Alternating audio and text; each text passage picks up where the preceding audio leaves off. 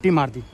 देखिए, नीतीश कुमार जी पहले भी आदरणीय थे, अभी भी हैं और आगे भी रहेंगे।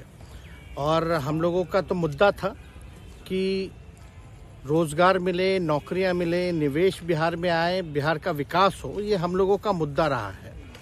और आप लोग सब लोग जान रहे हैं कि आज हमने सुना है कि क्रेडिट लेने की बात उन्होंने कही है, तो कोई क्रेडिट क्यों ना ले।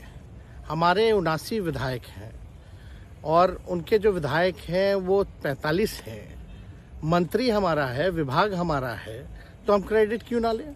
और यही मुख्यमंत्री जी जो 2020 के चुनाव में कहते थे कहाँ से पैसा लाएगा, कहाँ से नौकरी देगा, तो हमने, आपको पता होगा कि हमारी जो सरकार बनी थी इनके नेतृत्व में, वो 9 अगस्त 2022 में बनी थी और 15 अगस्त को मुख्यमंत्री जी ने ऐलान किया था। ये किसका विजन था, ये किसकी सोच थी। तो जो मुख्यमंत्री कहता था कि यह असंभव है नौकरी देना, उसको हमने एक हफ्ते के अंदर जो है उनसे बुलवाने का काम किया, जो कहता था असंभव है। तो हम लोगों ने जिस हिसाब से विकास के काम किए, नए नए नीति लाए, टूरिज्म डिपार्टमेंट हमारे पास था, हमने टूरिज्म पॉलिसी लाया। आईटी डिपार्टमेंट राज्य कोटा में था, हम लोगों ने जो है आईटी पॉलिसी लाई। और भी कई जो पॉलिसीज हैं हम लोगों ने लाने का काम किया। स्पोर्ट्स पॉलिसीज हम लोगों ने लाने का काम किया। जो खेलेगा उसको भी नौकरी मिलेगा सरकारी, और जो पढ़ेगा उसको भी नौकरी मिलेगा। शिक्षा विभाग किसका था, राष्ट्रीय जनता दल के पास था। हमारे मंत्रियों ने लगातार जो है नौकरियां देने का काम किया। और ये 17 महीने में जो काम हुआ है, ऐतिहासिक काम हुआ है, जो आज तक पूरे देश में नहीं हुआ है। और ये भाजपा और नीतीश जी की तो सरकार 17 साल भी रहे, तो 17 साल बनाम 17 महीने जो काम हुआ, एक विभाग ने वर्ल्ड रिकॉर्ड बनाने का काम किया। एक विभाग ने एक दिन जो है 70 दिनों के अंदर जो है 2 लाख से भी ऊपर जो है हम लोगों ने नियुक्तियां पत्र वितरण करने का काम किया। ये ऐतिहासिक काम है, किसी भी राज्य में नहीं हुआ। और अब तक हम लोगों की सरकार ने लगभग जो है, जो गवर्नर ने भी जो स्पीच दिया अभी 26 जनवरी को, तो 3.5 लाख से ऊपर की बात कही उन्होंने, नौकरियां दिया। तो किसके राज्य में हुआ, किसका विजन था।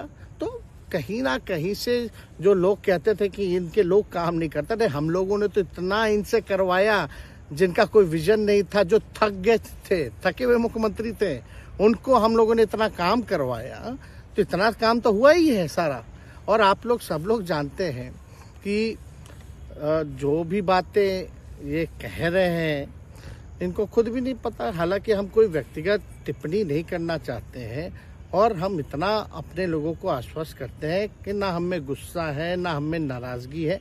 हम बड़े संयम रूप से हम लोगों ने गठबंधन धर्म का जो है पालन किया है और उसी हिसाब से हम लोग आगे जनता के बीच अपनी बातों को रखेंगे।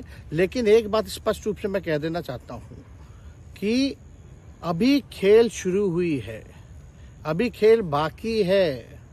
और मैं जो कहता हूं वो करता हूं।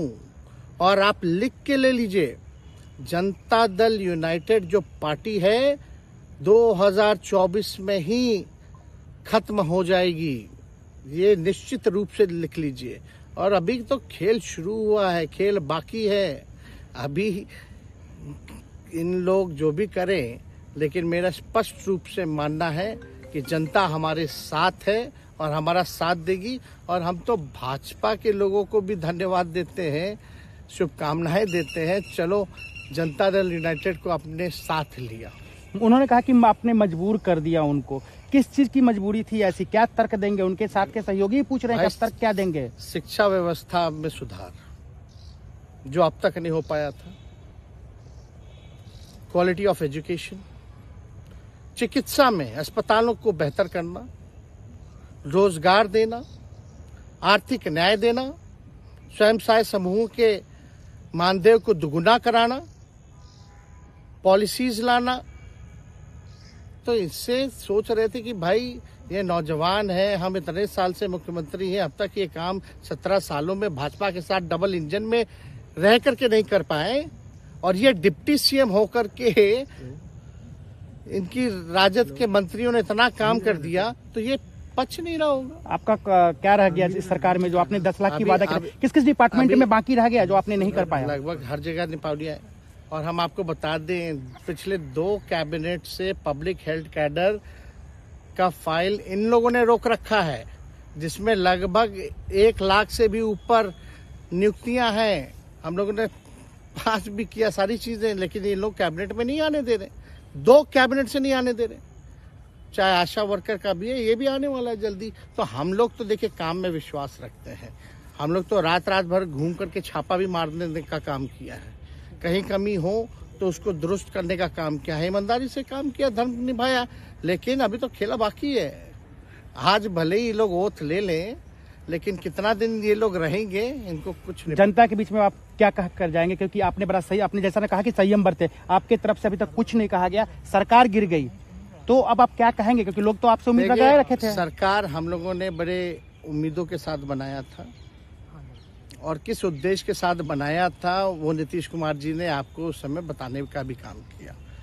ये गए हैं, इन्होंने इसकी हत्या की है, तो जनता इसका जवाब देगी। सम्राट चौधरी सर पे मुरेठा बांध के घूम रहे थे कि इनको अब देखिए, अब इसमें क्या टिप्पणी, पुरानी बातें नहीं, काम की बात होनी चाहिए। कौन क्या कहता था, ये क्या हुआ नहीं हुआ, अब ये तो सारा इतिहास है।